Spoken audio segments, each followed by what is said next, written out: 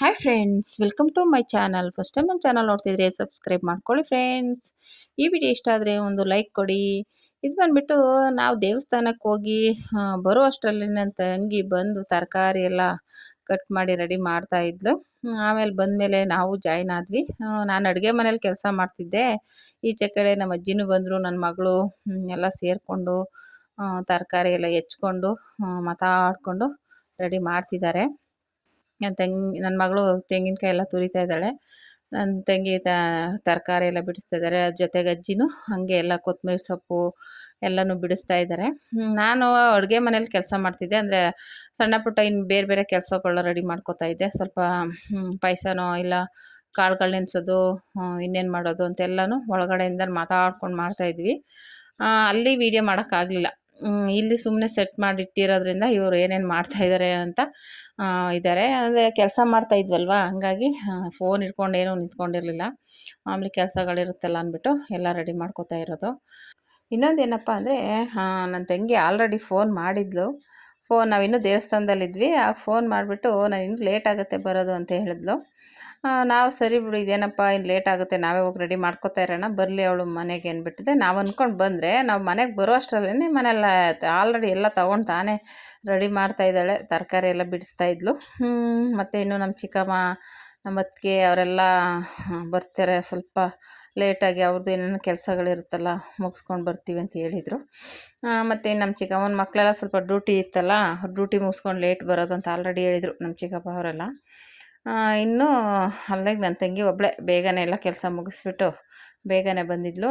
ಹಾಗಾಗಿ ಎಲ್ಲ ರೆಡಿ ಮಾಡ್ಕೋತಾ ಇದ್ಲು. ಅದಕ್ಕೆ ನಾವು ಫಸ್ಟೇ ಪ್ಲ್ಯಾನ್ ಮಾಡ್ಕೊಂಡಿದ್ವಿ ಏನೇನು ಮಾಡೋದು ಅಡುಗೆ ಅಂದ್ಕೊಂಡು. ಒಂದು ಐಡಿಯಾ, ಇವಾಗ ಒಂದು ಊಟ ಕೊಡಬೇಕು ಅಂದರೆ ಏನೇನು ಮಾಡ್ಬೋದು ಅಂದರೆ ನಮ್ಮ ಫ್ಯಾಮಿಲಿಗೆ ಅಷ್ಟೇ. ನಾವು ಹೊರಗಡೆ ಯಾರಿಗೂ ಹೇಳಿರಲಿಲ್ಲ. ಸಿಂಪಲ್ಲಾಗಿ ನಮ್ಮ ಅಣ್ಣನ ಫ್ಯಾಮಿಲಿ, ನಮ್ಮ ಚಿಕ್ಕಮ್ಮನ ಫ್ಯಾಮಿಲಿ, ನನ್ನ ತಂಗಿ ಫ್ಯಾಮಿಲಿ, ನಾವು ಇಷ್ಟೇ. ಈ ಥರ ಒಟ್ಟಿಗೆ ಸೇರೋಣ ಅಂದರೆ ಎಲ್ಲ ಹತ್ತತ್ರದಲ್ಲೇ ಇದ್ದೀವಿ, ದೂರ ಅಂತೂ ಇಲ್ಲ. ಎಲ್ಲ ನಡ್ಕೊಂಡೇ ಹೇಳ್ದಂಗೆ ಅವ್ರವ್ರ ಹತ್ರ ಗಾಡಿ ಇದೆ, ವಾಕಿಂಗ್ ಮಾಡಿಕೊಂಡೇ ಬರ್ಬೋದು. ಆ ಥರ ದೂರ ಏನಿಲ್ಲ.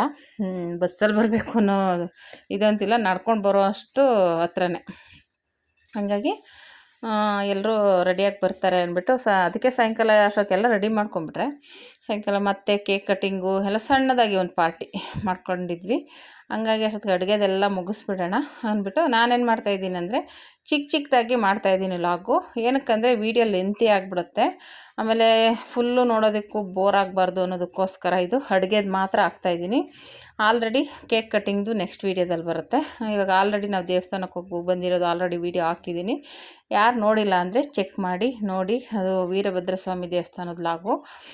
ಹಂಗೆ ಇವಾಗ ಇದು ಬಂದುಬಿಟ್ಟು ಏನೇನು ಅಡುಗೆ ಮಾಡ್ತಿದ್ದೀವಿ, ಏನು ಸ್ಪೆಷಲ್ ಮಾಡ್ತಾಯಿದ್ದೀವಿ ಅಂತ ನೋಡಿ. ಸ್ಪೆಷಲು ಅಂತ ಅಷ್ಟು ಜೋರಾಗಿ ಏನು ನಾನ್ ವೆಜ್ ಅಂತೂ ಮಾಡೋಕ್ಕಾಗಲ್ಲ, ಮಾಮೂಲಿ ವೆಜ್ಜು. ಕೆಲವರು ನಾನ್ ವೆಜ್ ತಿನ್ನೋದಿಲ್ಲ, ಅದಕ್ಕೋಸ್ಕರ ನಾನ್ ವೆಜ್ ಮಾಡಿಲ್ಲ, ವೆಜ್ಜು ಮಾತ್ರ. ಓಕೆನಾ? ವೆಜ್ಜಲ್ಲೇ ಏನಾದರೂ ಸಿಂಪಲ್ಲಾಗಿ ಮಾಡೋಣ ಅಂತ ಪ್ಲ್ಯಾನ್ ಹಾಕ್ಕೊಂಡಿದ್ವಿ. ಅದು 25ನೇ ಆ್ಯನಿವರ್ಸರಿ ಆಗಿರೋದ್ರಿಂದ ನಮ್ಮ ಫ್ಯಾಮಿಲಿಗೆ ಒಂದು ಚಿಕ್ಕದಾಗಿ ಊಟ ಕೊಟ್ಟು ನೀಟಾಗಿ ಒಂದು ಫಂಕ್ಷನ್ ಮಾಡೋಣ, ಕೇಕ್ ಕಟ್ಟಿಂಗ್ ಮಾಡಿ ಅಂತ ಒಂದು ಅಂದ್ಕೊಂಡಿದ್ವಿ. ಅದಕ್ಕೋಸ್ಕರ ಇದೆಲ್ಲ ಪ್ರಿಪ್ರೇಷನ್ನು. ಹಾಗಾಗಿ ಅಡುಗೆದು ನಾನು ಆಲ್ರೆಡಿ ನನ್ನ ತಂಗಿಗೆ ಹೇಳಿದ್ದೆ ಈ ಥರ ಮಾಡೋಣ ಅಂತ. ಆಯಿತು ಹೀಗೆ ಮಾಡೋಣ ಅಂದ್ಬಿಟ್ಟು ಅವಳು ಹೇಳಿದ್ಲು. ಹಾಗಾಗಿ ಆಲ್ರೆಡಿ ನಾನು ಅದು ತರಕಾರಿ ಎಲ್ಲ ತೊಗೊಬಂದಿರೋ ವೀಡಿಯೋನೂ ಹಾಕಿದ್ದೀನಿ, ಬೇಕು ಅಂದರೆ ಚೆಕ್ ಮಾಡಿ. ಹಾಗಾಗಿ ಆ ಥರ ಚಿಕ್ಕದಾಗೆ ಹಾಕ್ತಾಯಿದ್ದೀನಿ ವೀಡಿಯೋ. ಏನಕ್ಕಪ್ಪ ಅಂದರೆ ವೀಡಿಯೋ ಲೆಂತಿ ಆಗಬಾರ್ದು, ನೋಡೋರ್ಗೂ ಬೋರ್ ಆಗಬಾರ್ದು ಅನ್ನೋದಕ್ಕೋಸ್ಕರ. ಇದು ನಾವು 25ನೇ ಆ್ಯನಿವರ್ಸರಿಗೆ ಏನು ಸ್ಪೆಷಲ್ ಮಾಡ್ತಿದ್ದೀವಿ ಅಂತ ನೋಡೋಣ ಬನ್ನಿ. ಅದಕ್ಕೋಸ್ಕರನೇ ನಾವು ಮಾರ್ಕೆಟಲ್ಲಿ ತೊಗೊಬಂದಿರೋದು ತರಕಾರಿ ಮತ್ತು ಮಶ್ರೂಮ್ ಪಲಾವ್ ಮಾಡೋಣ ಅಂದ್ಬಿಟ್ಟು ತೊಗೊಬಂದಿದ್ದೀವಿ. ಮಾಮೂಲಿಯಾಗಿ ವೆಜಿಟೇಬಲ್ ಪಲಾವ್ ಮಾಡ್ತಾನೆ ಇರ್ತೀವಿ, ಅದರಲ್ಲಿ ಮಶ್ರೂಮ್ ಪಲಾವ್ ಒಂದು ಡಿಫ್ರೆಂಟಾಗಿರುತ್ತೆ ಅಂದ್ಬಿಟ್ಟು ಸೆಲೆಕ್ಟ್ ಮಾಡಿದ್ದೀವಿ. ಅದಕ್ಕೆಲ್ಲ ತರಕಾರಿ ಎಲ್ಲ ಹೆಚ್ಕೊಂಡು ರೆಡಿ ಮಾಡ್ಕೋತಾ ಇದ್ದಾಳೆ ನನ್ನ ತಂಗಿ. ಮತ್ತು ಅದು ತರಕಾರಿ ಸಾಂಬಾರಿಗೆ ಮತ್ತು ಗೊಜ್ಜಿಗೆ ಮತ್ತು ಹೆಸ್ರುಬೇಳೆ ಹಿಂಗೆ ಎಲ್ಲದಕ್ಕೂ ಸಪ್ರೇಟಾಗಿ ಎಲ್ಲನೂ ಹೆಚ್ಚಿ ಸಪ್ರೇಟ್ ಮಾಡಿ ಇಡ್ತಾ ಇದ್ದಾಳೆ. ನಾನು ಒಳಗಡೆ ಮಾಮೂಲಿ ಪಾಯಸ ಮಾಡ್ತಿದ್ದೆ. ಪಾಯಸಕ್ಕೇನು ಆ ಥರ ಏನಿಲ್ವಲ್ಲ, ಹಾಗೇ ಅಂದರೆ ಹೆಸ್ರುಬೇಳೆ ಪಾಯಸ. ಹೆಸ್ರುಬೇಳೆ ಹಾಕಿ ಪಾಯಸ ಸಬ್ಬಕ್ಕಿ ಒಂಚೂರು ಸಾವಿಗೆ ಹಾಕ್ಬಿಟ್ಟು ಹಾಗೆ ಮಾಡೋಣ ಅಂದ್ಬಿಟ್ಟು ಮಾಡ್ತಾಯಿರೋದು. ನಾನು ಹಂಗೆ ಪಾಯಸ ಮಾಡಿಬಿಟ್ಟು ಮಾಮೂಲಿ ಸಾಂಬಾರಿಗೆಲ್ಲ ರೆಡಿ ಮಾಡ್ಕೋತಾ ಇದ್ದೆ. ಇವಳೆಲ್ಲ ತರಕಾರಿ ಎಲ್ಲ ರೆಡಿ ಮಾಡಿಕೊಂಡು ಪಲಾವ್ಗೆ ಇಟ್ಬಿಡೋಣ, ಆಮೇಲೆ ಸಾಂಬಾರಿಗೆ ಇಟ್ಬಿಡೋಣ, ರೈಸ್ ಮಾಡಿಬಿಡು ಆಮೇಲೆ ಪಾಯಸನೂ ಮಾಡಿಬಿಡು, ಇವೆಲ್ಲ ಸಣ್ಣ ಸಣ್ಣದವು ಮಾಡಿಟ್ಬಿಡು, ಇನ್ನು ಮಿಕ್ಕಿದ್ದು ಮಾಡ್ಕೊಳ್ಳೋಣ ಅಂತೇಳಿ ಎಲ್ಲ ರೆಡಿ ಮಾಡ್ಕೊತಾ ಇರೋದು.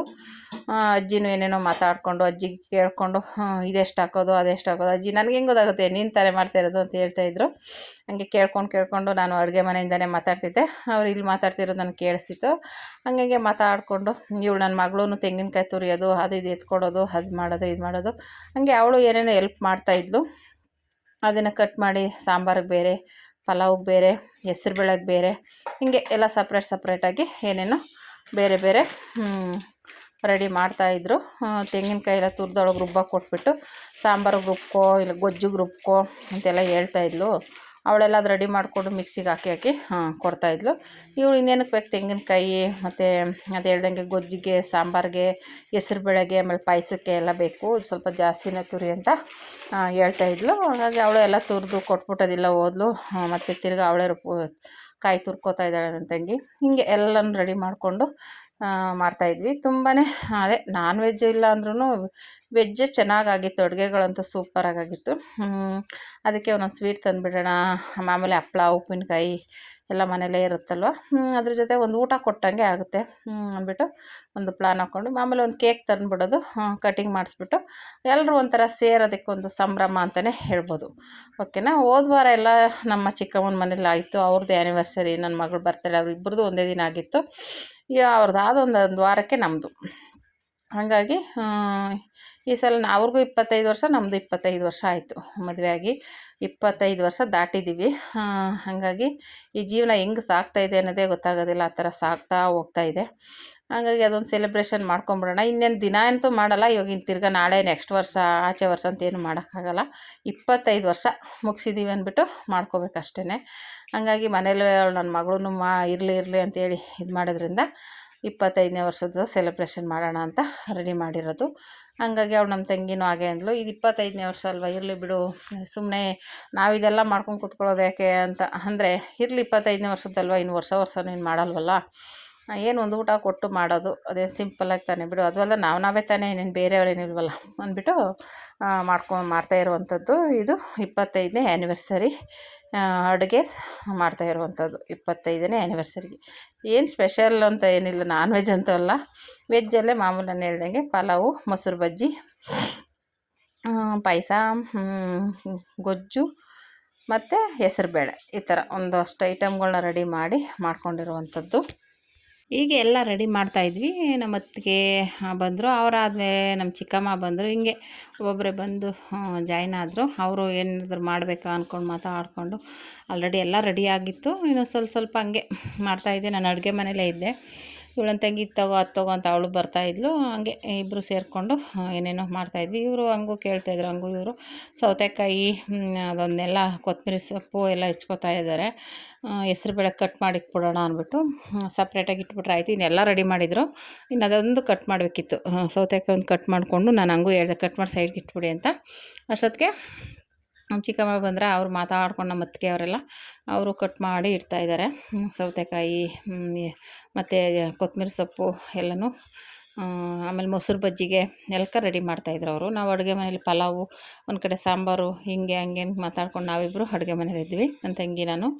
ಇವ್ರು ಈಚೆ ಎಲ್ಲ ಮಾತಾಡಿಕೊಂಡು ಇವ್ರು ರೆಡಿ ಮಾಡ್ತಾಯಿದ್ರು. ಈ ರೀತಿ ಒಂದಷ್ಟು ಕೆಲಸನೂ ಅವರು ಮಾಡಿದ್ರು. ಈ ರೀತಿ ಎಲ್ಲರದ್ದು ಆಯಿತು. ಆಮೇಲೆ ಮತ್ತೆ ಬೇಗ ಮಾಡಿಬಿಡೋಣ, ಬೇಗ ಕೇಕ್ ಕಟಿಂಗ್ ಮಾಡಿ ಎಲ್ಲರೂ ಬೇಗ ಡ್ಯಾನ್ಸು ಅದು ಇದು ಅಂತ ಮಾಡ್ಬೋದು ಅಂದ್ಬಿಟ್ಟು ಬೇಗ ಮಾಡಿಬಿಡ್ರಿ ಅಂತೆಲ್ಲ ಹೇಳ್ತಾಯಿದ್ರು. ಆಯಿತು ಅಂದ್ಬಿಟ್ಟು. ಆದರೆ ಸ್ಟವ್ವು ನಮ್ಮದು ಮಾಮೂಲಿ ಸ್ಟವ್ವು, ಒಂದು ಎಕ್ಸ್ಟ್ರಾ ಚಿಕ್ಕದು ಸಿಂಗಲ್ ಸ್ಟವ್ ತೊಗೋಬೇಕು. ಆ ಸ್ಟವಲ್ಲಿ ಬೇಗನೆ ಆಗೋಲ್ಲ, ಸ್ವಲ್ಪ ನಿಧಾನನೇ ಆಯಿತು. ಏನೂ ಮಾಡೋಕ್ಕಾಗಲ್ಲ. ನೆಕ್ಸ್ಟ್ ಟೈಮ್ ನೋಡಬೇಕು, ಒಂದು ಸ್ಟವ್ ತೆಗೆದಿಟ್ಕೋಬೇಕು, ಈ ಥರ ಫಂಕ್ಷನ್ಗೆಲ್ಲ ಹೆಲ್ಪ್ ಆಗುತ್ತೆ. ಮಾಮೂಲಿ ಸ್ಟವ್ ಆಗಿರೋದ್ರಿಂದ ದೊಡ್ಡ ಪಾತ್ರೆ ಇಟ್ಬಿಟ್ಟು ಮಾಡೋಕ್ಕೆ ಸ್ವಲ್ಪ ಕಷ್ಟನೇ ಆಗ್ತಾಯಿತ್ತು. ಅದನ್ನೇನು ಮಾಡೋಕ್ಕಾಗಲ್ವಲ್ಲ, ಹಾಗೆ ಹೆಂಗೋ ಮಾಡಿದ್ವಿ. ಈ ರೀತಿ ಅಡುಗೆನ ಪ್ರಿಪೇರ್ ಮಾಡಿದ್ದೀವಿ ನೋಡಿ. ಇದೇ ಕೇಕ್ ಆಲ್ರೆಡಿ ತಂದಿಟ್ಟಿದ್ದಾರೆ. ಇದು ಬಂದ್ಬಿಟ್ಟು ಮಶ್ರೂಮ್ ಪಲಾವ್ ಆಲ್ರೆಡಿ ರೆಡಿ ಮಾಡಿ ಅಲ್ಲಿ ಒಳಗಡೆ ಅಡುಗೆ ಮನೆ ಜಾಗದಲ್ಲಿ ಹಾಲಲ್ಲಿ ತಂದಿಟ್ಟಿದ್ದಾರೆ. ಹಂಗೆ ಅದೇನೋ ದಮ್ ಕಟ್ಟೋದು ಏನೇನೋ ಮಾಡಿದರು. ಅದಾದಮೇಲೆ ತೆಗೆದು ತೋರಿಸ್ತಾ ಇರೋದು ನುಗ್ಗೆಕಾಯಿ ಬೇಳೆ ಸಾಂಬಾರು, ಹೆಸ್ರುಬೇಳೆ, ಮತ್ತು ಇದು ಗೊಜ್ಜು, ಕಾಳು ಗೊಜ್ಜು, ಮತ್ತು ಪಾಯಸ, ಹೆಸ್ರುಬೇಳೆ ಪಾಯಸ, ಮಾಮೂಲಿ ರೈಸು, ಜ್ಯೂಸ್ ಬಾಟ್ಲೂ ಇಲ್ಲೇ ತಂದು ಇಟ್ಟಿದ್ದಾರೆ. ಮಾಮೂಲಿ ರೈಸ್ ಮಾಡಿದ್ವಿ. ಹೀಗೆ ಎಲ್ಲ ರೆಡಿ ಮಾಡಿಬಿಟ್ಟು ಮತ್ತೆ ಇನ್ನೂ ರೆಡಿ ಆಗಿಬಿಡೋಣ ಅಂತ ಹೊರಟ್ವಿ. ಅಡುಗೆ ಎಲ್ಲ ಸದ್ಯ ಆಯಿತು, ರೆಡಿ ಮಾಡಿ ಇಟ್ಬಿಟ್ಟು ಇನ್ನು ನಾವು ರೆಡಿ ಆಗೋಣ ಅಂದ್ಬಿಟ್ಟು ಅಷ್ಟೊತ್ತು ಕರೆಂಟ್ ಬೇರೆ ಹೋಗಿ ಬರ್ತಾಯಿತ್ತು.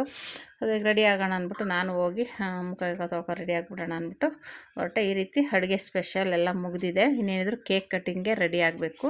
ನೆಕ್ಸ್ಟ್ ವೀಡಿಯೋದಲ್ಲಿ ಕೇಕ್ ಕಟ್ಟಿಂಗ್ ಇರುತ್ತೆ, ನೋಡಿ ಕಮೆಂಟ್ ಮಾಡಿ ಹೇಗಿದೆ ಅಂತ. Thank you for watching.